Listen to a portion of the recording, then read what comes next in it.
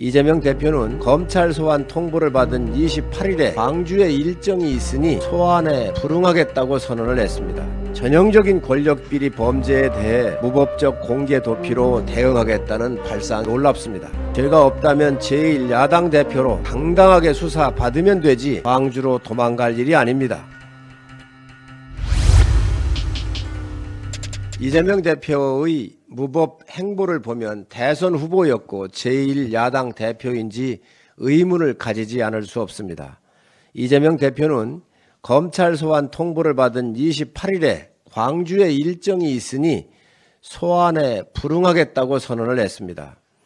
이재명 대표가 성남시장 당시 두산건설 등 기업의 후원금을 받은 대가로 건축, 인허가나 토지 용도 변경을 허가했다는 의혹입니다.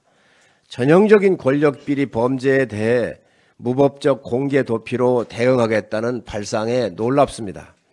더불어민주당은 이 대표 수사검사 17명의 실명과 얼굴로 자료를 만들어 배포를 했습니다.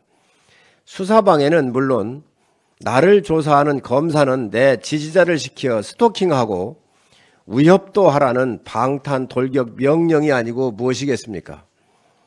검사는 국가로부터 공권력을 위임받아 부정부패를 수사하라고 국민들이 권한을 준 것입니다.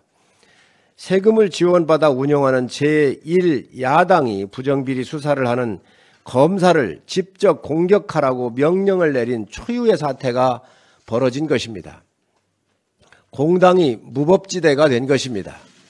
이재명 대표는 먼지 안 톨 1원 한 장도 받지 않았다고 말을 했습니다. 받았다면 모든 공직에서 사퇴하겠다라고까지 했습니다. 그 말이 거짓이 아니었다면 떳떳하게 수사받고 다시 그 문으로 나오시기 바랍니다. 대한민국은 없는 죄를 뒤집어 씌우는 나라가 아닙니다.